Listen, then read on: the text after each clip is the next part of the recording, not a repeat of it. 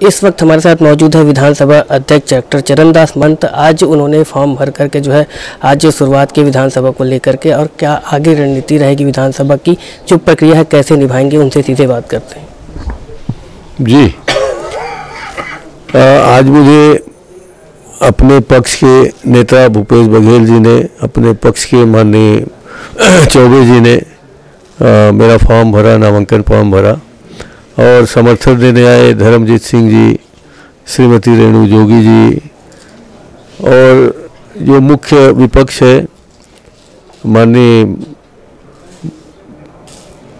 मुख्यमंत्री जी रमन सिंह जी, और उसमें हस्ताक्षर हुए हैं उनके पुराने उपाध्यक्ष जी के।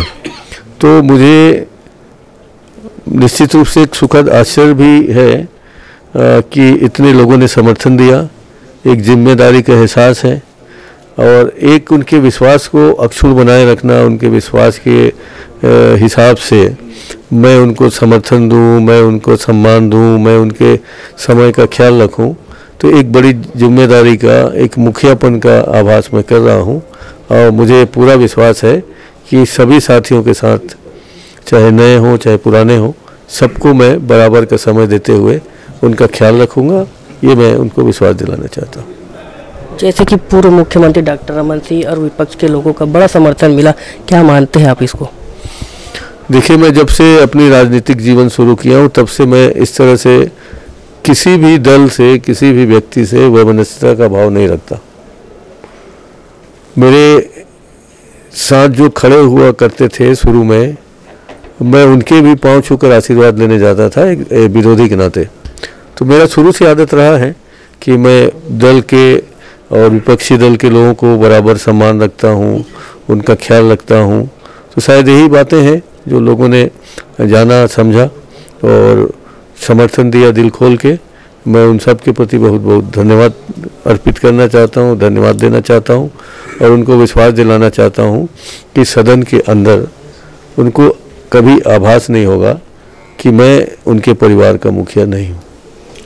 लंबे समय से केंद्र की राजनीति करने के बाद अब फिर से विधानसभा मतलब राज्य की राजनीति में आ गए हैं, और ये बड़ा जिम्मेदारीपूर्ण है, कैसे इसको निभाएंगे?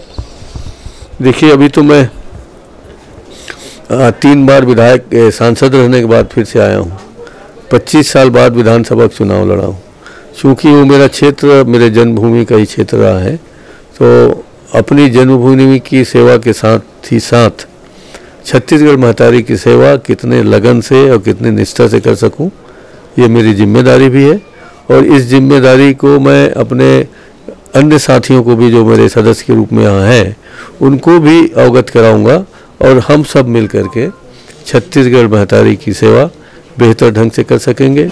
इनकी संस्कृति का संरक्षण, हमारे बुजुर्गों का जो आशीर्वाद जो छत्तीसगढ़ बनाने में लगा, हमारे यहाँ के जो संत महंत साधु जितने भी कबीर जी के अनुयायी हैं, चाहे बाबा घासीदास जी के अनुयायी हैं, जिनकी त्याग तपस्या आज भी छत्तीसगढ़ में प्रेम का प्रतीक है, एकता का प्रतीक है, सद्भावना का प्रतीक है, उन सब प्रतीकों को और बेहतर ढंग से हम यहाँ फैला सकें, हमारे विधायकगण फैला सकें, ये उनकी पहली जवाबदारी बनती है, और इस शिक्षा को भी मैं उन्हें दूंगा।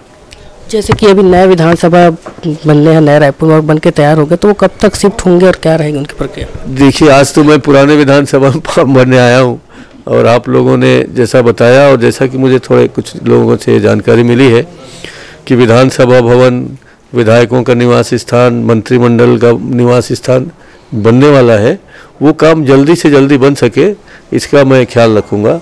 और संभव है कि इसी 5 वर्षों के दौरान हम सब लोग एक नए स्थान मिले। एक महत्वपूर्ण चीज़ है सर, जैसे कि आप एक पेन विरासत के तौर पर आपके पिताजी जी के थे, तो उसको कैसे संयोग करके रखे हुए हैं और क्या है इसकी खासियत, इनको बताइए। देखिए, इसको एक विरासत है, मेरे पिताजी की स्मृति है। इसको मैं उसी तिजोरी में रखता हूँ जहाँ लोग पैसे रखा करते हैं। कि इस प्रकार से उनके जो विधानसभा को लेकर के भी अब जो नई सी रणनीति बनाएंगे, और एक पेन महत्वपूर्ण बताया है, उनके पिताजी की एक विरासत है। आज भी उस पेन को पकड़ते हैं तो पिताजी को याद करते हैं। फॉर्म भरने के लिए भी इस पेन का उपयोग किया गया, और यह पेन जो है विरासत के तौर पे अपने आगे पूर्वज को भी देंगे। तो कैमरामैन मिथिलेश के साथ श्रवण Yadu. more information, log on to www.clips.in.